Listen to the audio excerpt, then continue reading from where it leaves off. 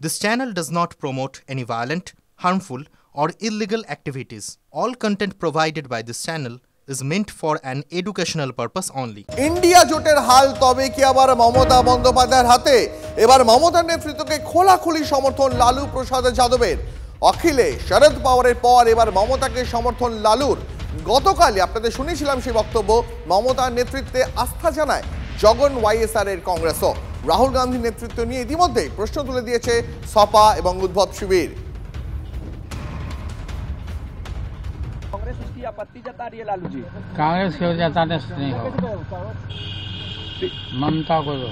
मुख्यमंत्री नीतीश कुमार यात्रा पे जा रहे लालू जी। अच्छा है जा रहे हैं तो अब तो नैन सेकने जा रहे हैं। न तो ममता जी को दे दिया जाए। हाँ दे दे। আমরা কথা বলেছিলাম কংগ্রেস নেতা সৌম্য আইচরাজের সঙ্গে, শোনাবো তার প্রতিক্রিয়া। কোনো শরিকরা কি বলছেন সেটা বড় বিষয় নয়, বিষয় হচ্ছে বিজেপির বিরুদ্ধে আন্দোলন এবং সংগ্রামে তৃণমূল আছে কি আছে না। এখন মুঙ্গেরিলালের হাসিন স্বপ্নে মাঝে মাঝে কেউ কেউ দেখে, তো দেখতে তো অসুবিধা নেই। তো 2021 সালেও তো এখানকার তৃণমূল কংগ্রেসের লোকেরা তাকে প্রধানমন্ত্রী বানিয়েই ফেলেছিল। তো এইসব দেখতে দেখতে আমরা অভ্যস্ত। বলে কংগ্রেসের পথেই চলবে, ইন্ডিয়া জোটের পথেই চলবে। কোনো নেতা কোথাও থেকে কি বললো সেসব প্রতিক্রিয়া দেওয়ার এখন সময় নেই।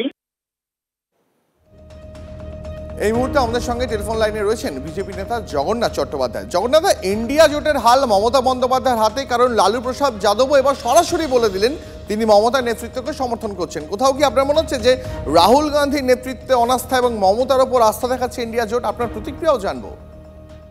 রাহুল গান্ধী কংগ্রেসের দায়িত্ব নেওয়ার পর থেকে এখনো পর্যন্ত 89টি নির্বাচন হেরেছেন।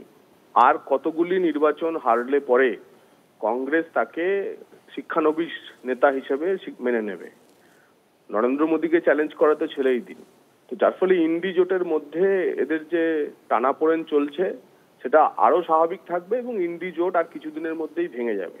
এবং আমাদের কাছে চরম আশার কথা যে রাহুল গান্ধীর পরিবর্তে যদি মমতা বন্দ্যোপাধ্যায় ইন্ডি জোটের নেতৃত্ব দেন, তাহলে আমাদের জন্য, বিজেপির জন্য সোনায় সোহাগা এবং আগামী 50 বছর ভারতীয় জনতা পার্টি কেন্দ্রের ক্ষমতায় থাকবে। জগন্নাথ, আমার পরের প্রশ্নই এটা হতে যাচ্ছিল যে মমতা বন্দ্যোপাধ্যায় যদি ইন্ডিয়া জোটের নেতৃত্ব দেন, তাহলে আপনাদের কাছে আসন্ন বিধানসভা এবং তার পরবর্তী লোকসভা নির্বাচন কি আরেকটু কঠিন লড়াই হতে যাচ্ছে?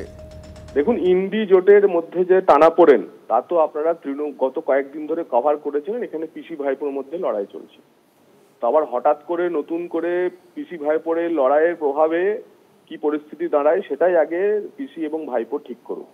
আমাদের কাছে তৃণমূল এখন অতীত এবং 26-এ ওরা অতীত হতে চলেছে। বিজেপি বাংলার ভবিষ্যৎ। সুতরাং 26-এর নির্বাচনে মমতা বন্দ্যোপাধ্যায়ের নেতৃত্বেই হোক, ভাইপোর নেতৃত্বে হোক, পিসি ভাইপোর নেতৃত্বে হোক, আমরা তৃণমূলকে হারাবো এবং বিজেপি ক্ষমতায় আসবে।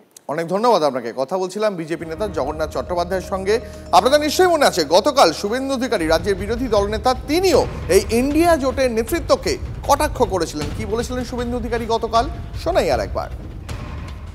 ইন্ডি জোটের পিন্ডি অনেক আগে চটকে গেছে। ইন্ডি ইজ দ্য লস্ট কেস। এই প্রশ্নের উত্তর ইন্ডি জোটের বর্দা দিতে পারবে। এটা আমার কাজ নয়, আমি এটা নিয়ে মন্তব্য করব।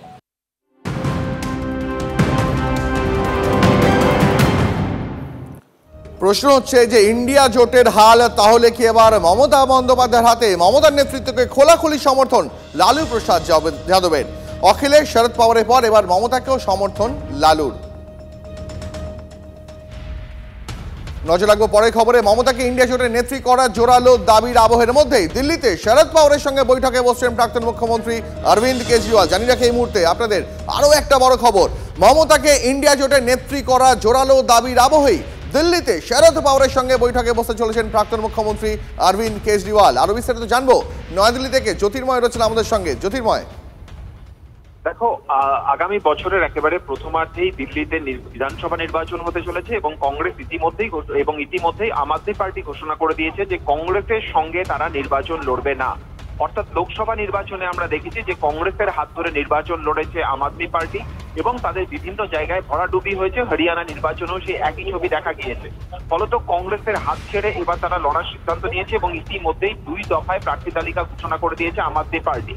যে সময় এই সিদ্ধান্ত ঘোষণা হয়েছে সেই সময়তে বিরোধী শিবিরের মমতা বন্দ্যোপাধ্যায়কে ইন্ডিয়া জোটের নেত্রী করার একটা দাবি উঠেছে এবং অন্যান্য একাধিক গুরুত্বপূর্ণ দল, তুমি ঠিক যেমনটা জানালে, সমাজবাদী পার্টি থেকে শুরু করে ওয়াইএসআর এর জগনমোহন রেড্ডি এবং তার পাশাপাশি উদ্ধব ঠাকরে শিবসেনা, এমনকি অপরদিকে সমাজবাদী পার্টি, তারাও এই দাবিকে সমর্থন করছে।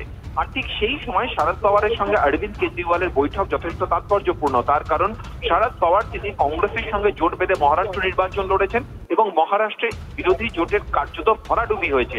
ফলত সেক্ষেত্রে দাঁড়িয়ে সেই জোটের সমীকরণ কেন কাজ করলো না, সেই অভিজ্ঞতাই অরবিন্দ কেজরিওয়াল শরদ পাওয়ারের সঙ্গে আলোচনা করে নেওয়ার চেষ্টা করছেন বলে আমরা সূত্র মারফত খবর পাচ্ছি। অনেক ধন্যবাদ তোমাকে। কথা বলছিলাম নয়াদিল্লি থেকে প্রতিনিধি জ্যোতির্ময় কর্মকারের সঙ্গে।